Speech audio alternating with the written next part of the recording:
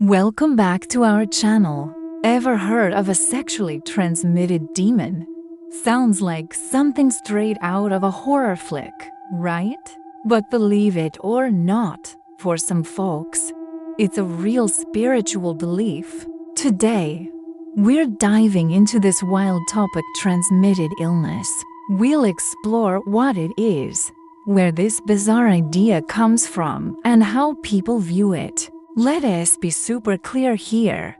Transmitted demon isn't a term you'll find in any medical textbook. Instead, it's more of a cultural concept, often tied to folklore and personal experiences. Some people believe that negative energies or spirits can be passed between individuals, almost like an emotional virus. Crazy, huh? Imagine someone claiming they caught a bad vibe from a partner. We're gonna dig into stories and beliefs that surround this idea. And trust me, you won't want to miss it. Instead, it's a concept that comes from certain religious and spiritual belief systems, particularly within some evangelical Christian circles and other charismatic faiths. So, what exactly is it? According to these beliefs, demonic or evil spiritual entities can be transmitted from one person to another through physical intimacy. Proponents of this idea see this as a form of spiritual warfare. They believe that these sexual transmitted spirits are a spiritual root cause of various problems, including physical illnesses, emotional turmoil, and relationship breakdowns. It's crucial to distinguish this from scientifically recognized sexual transmitted infections, or STIs. STIs are caused by bacteria, viruses, or parasites and are diagnosed and treated through medical science. The concept of sexual transmitted demons, on the other hand, describes a spiritual affliction. Some believers might think this spiritual issue can exist alongside a physical T, or they might even believe a physical symptom is purely the result of a spiritual attack. For instance, some proponents have claimed that conditions like certain cysts or even endometriosis could be caused by these spiritual entities. So, where did this idea even come from? It's not entirely new. The belief has deep roots in religious texts and historical folklore. Early Jewish and Christian writings contain many stories that link demonic entities with physical sickness and suffering.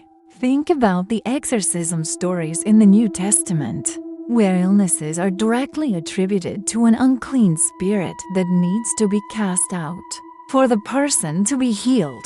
These narratives established a strong connection between the spiritual realm and physical well-being in the minds of believers for centuries. This idea evolved over time and was shaped by various cultural beliefs. One of the most famous historical parallels is the folklore surrounding the incubus and the succubus. These were male and female demons, respectively, who were believed to visit people in their sleep.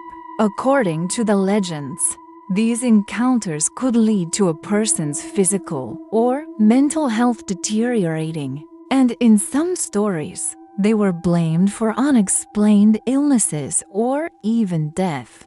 These old tales show a long-standing human tendency to attribute frightening or unexplained physical and psychological phenomena to supernatural forces. Spiritually transmitted demons is a way to describe the not-so-great emotional and spiritual baggage that can come from being intimate with someone outside of a serious relationship. You see, intimacy can create a deep connection or soul tie between people, and that can get pretty complicated, right? Engaging with someone who is thought to have spiritual darkness can actually pass on some pretty heavy emotional baggage. It's believed that these negative vibes can show up as feelings of oppression, addiction, or even confusion, messing with your path in life instead of just being a physical issue like an STD. This idea pops up a lot in spiritual warfare discussions, where folks talk about breaking those ties to find freedom, often through prayer, confession, or even exorcism. It's all about reclaiming your peace, you know?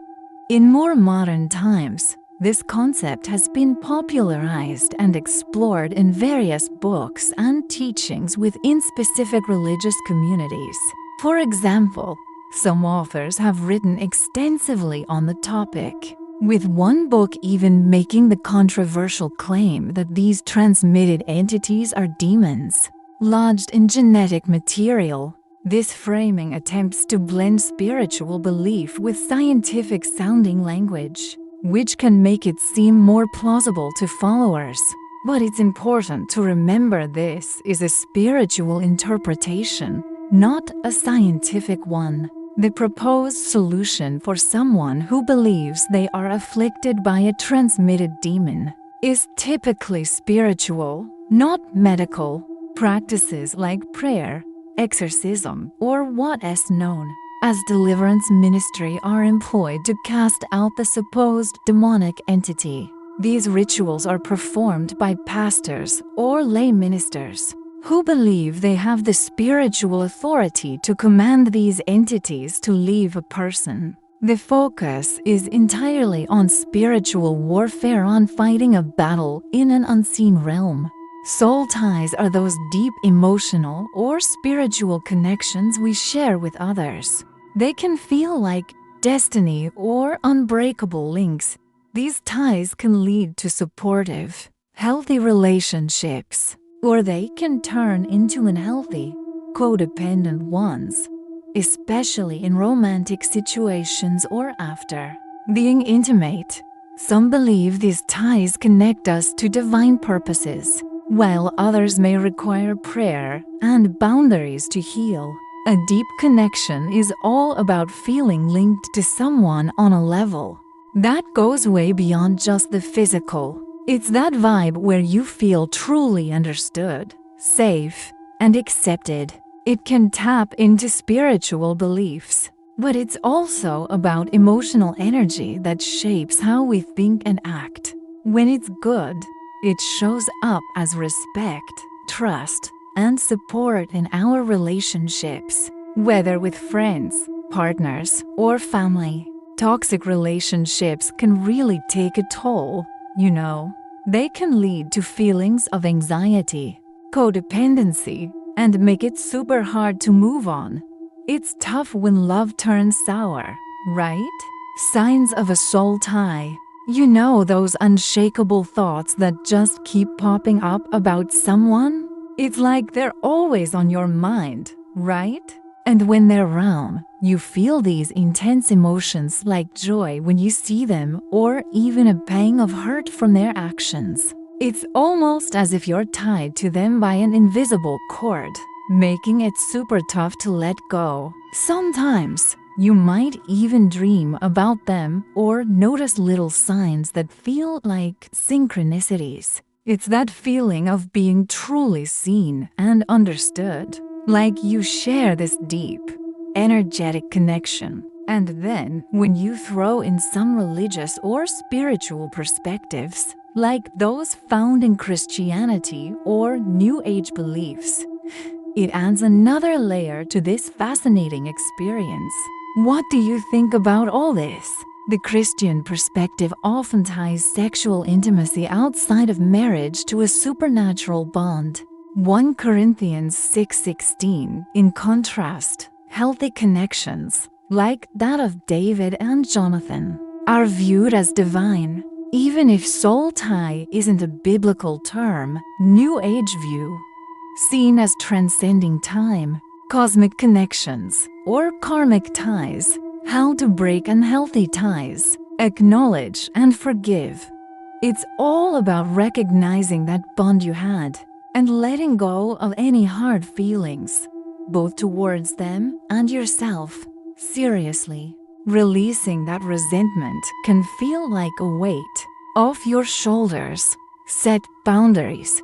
Sometimes you gotta cut off contact, toss out reminders, and create that emotional space you need to heal. Spiritual practices. Try prayer or even just reflecting on what went wrong. Renouncing those negative vibes and dedicating your healing journey to something greater can be super powerful. Therapy. Don't hesitate to reach out for professional help. A good therapist can be a game changer in guiding you through detaching and finding your peace.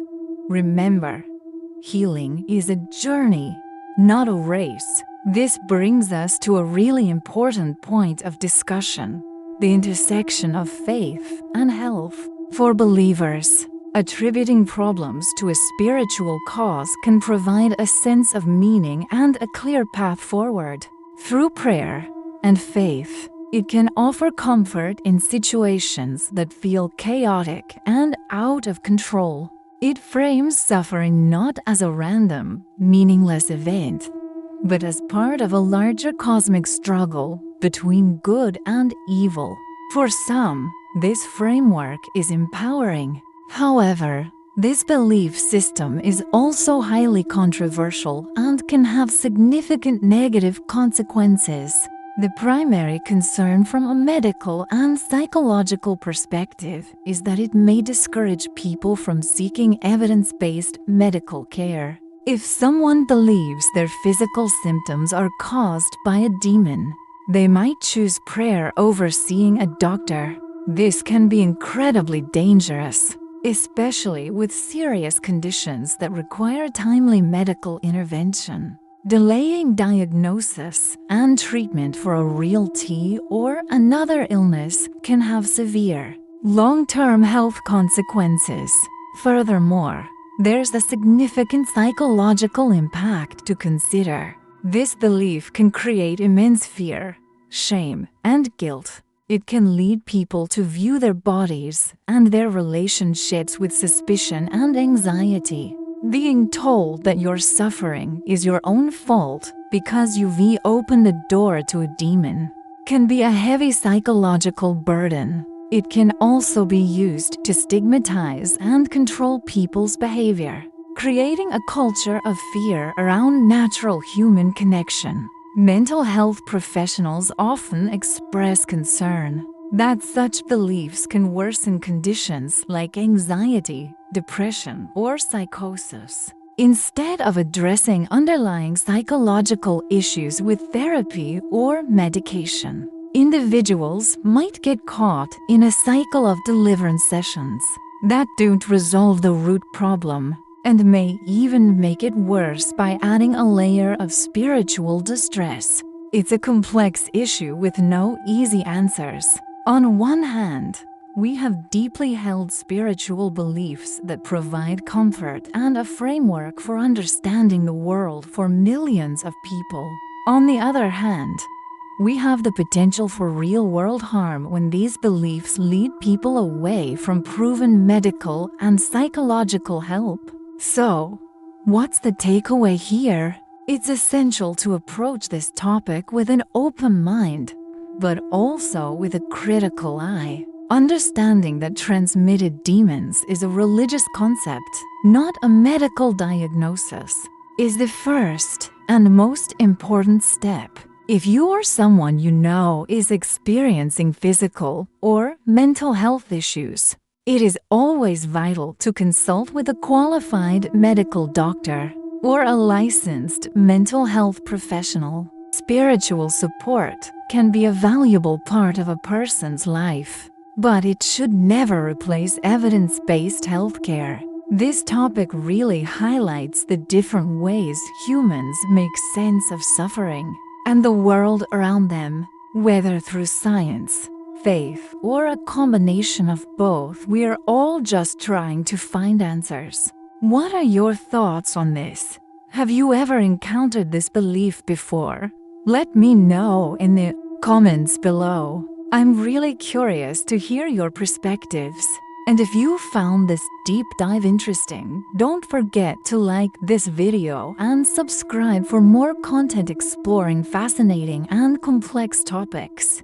Have you ever heard the term transmitted demons? It's a fascinating and complex idea that pops up in certain religious and spiritual belief systems, especially within some evangelical Christian circles. Now, to be clear, this is not a medical condition. When we talk about transmitted demons, we're stepping into the realm of spiritual warfare and belief, not science. So what exactly is it? Proponents believe that demonic entities can be passed from one person to another through physical contact. They often suggest that these supposed transmitted demons can be a spiritual root cause for various illnesses, sometimes alongside or even mistaken for actual medically recognized infections. This is a purely spiritual interpretation of physical and emotional ailments. It is a concept that is completely separate from what doctors and scientists understand about health and disease. This idea isn't new.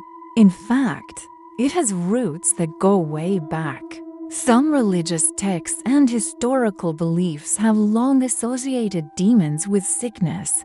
For example, some have claimed that conditions like cysts or endometriosis could be caused by demonic influence.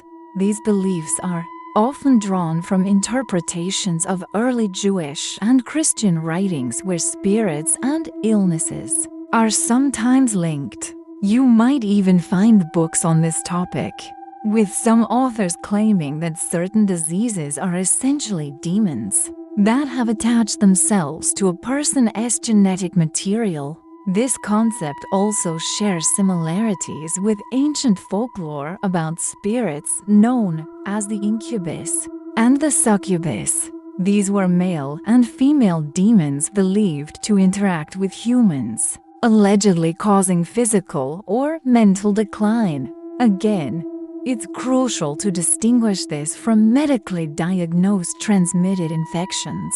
While some belief systems might see a spiritual dimension to illness, this perspective is not supported by scientific or medical evidence. The idea of transmitted demons really stays in the realm of faith and spirituality, giving us a unique way to view human suffering and our connections with each other. It's fascinating how various cultures and beliefs shape our understanding of the world. Thanks for watching. If you enjoyed this, please give it a thumbs up and share.